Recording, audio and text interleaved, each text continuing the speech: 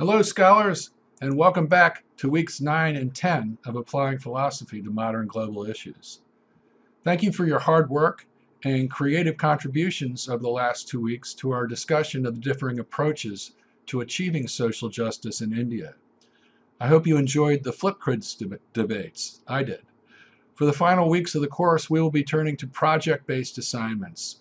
During the upcoming 2-week unit, you'll be working with a classmate to compare and contrast the ways that criminal justice is implemented in the poorer neighborhoods of your communities.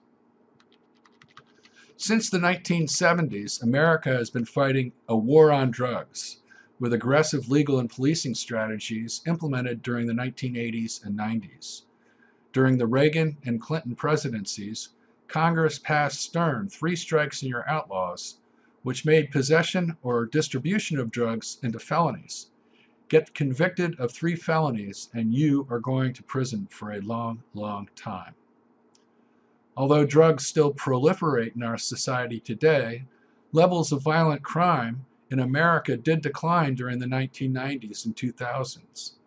But this decline has been accompanied by a vast rise in the number of people, particularly African American men, incarcerated in our prisons. The raw numbers are startling. Just look at the graph below.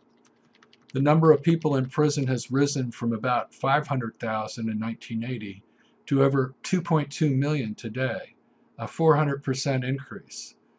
The incarceration rate in America has grown to over 700 per 100,000 people, which leads the nations of the developed world by a huge margin.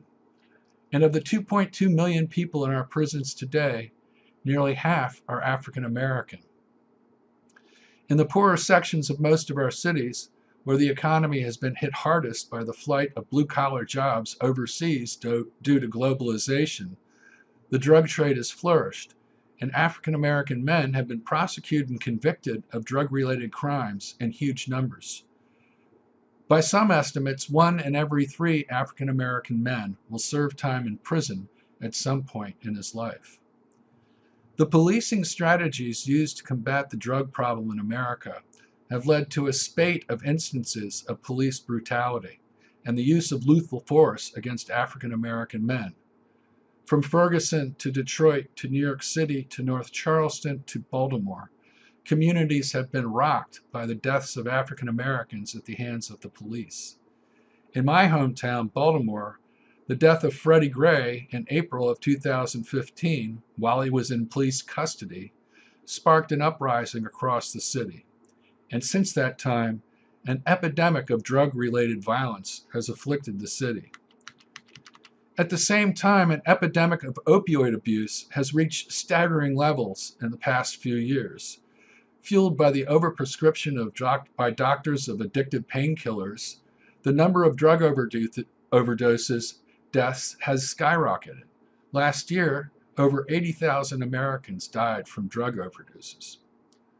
What is to be done about the current state of crime and punishment in America? What is to be done about crime and punishment in your own hometown? Politicians from across the political spectrum have called for reform of our drug laws, reduction of the number of nonviolent drug-related convicts in our prisons, and overall reforms of our prison system. Unfortunately, during the past 2 years, the Trump administration has put those kinds of reforms on the back burner. During this unit, we will examine the complex problems which have led to the situation today. We'll consider the consequences of the war on drugs in each of our local communities. We will make recommendations about ways to reform our approach to the drug problem and to the prison system itself. How can philosophy help us achieve these goals? Too often debate about controversial topics arouses passions which inflame the conversation, forcing people with differing views to default to partisan positions. That's where a philosophical approach can help. To inform our discussion of crime and punishment in America, we will study the philosophical foundations of our current justice system. How and why do we determine who should be punished? What should be the purpose of incarceration? How do we assimilate criminals who have served their time back into the general population? So you will do your own research into the relationship of law enforcement with minority communities in your own hometown, and then present your findings to the class. For this project, you should work with a classmate and interview some person who has expertise on the topic you and your partner have chosen. This person could be a member of your school community, a friend of your family who is a lawyer or a social worker, or someone you can contact and arrange to meet over the internet. Please pay close attention to my directions about how to set up and conduct an interview on the following page. To get started, please watch the TED Talks below by Alice Goffman and Michelle Alexander. Alice Goffman is a professor of sociology at the University of Wisconsin. She wrote On the Run in 2014, a fascinating study of the relationship between police and African American young men in a rough neighborhood of Philadelphia during 2010 to 2012. Michelle Alexander is a civil rights lawyer and recent professor at Stanford University, who's the author of The New Jim Crow, an excoriating expose of the mass incarceration of African Americans during the war on drugs. Finally, please move on to our warm-up exercise, a graded discussion of the podcast series Out of the Blocks, which explores the rich diversity of experiences possible in the contemporary city, in this case, the city of Baltimore.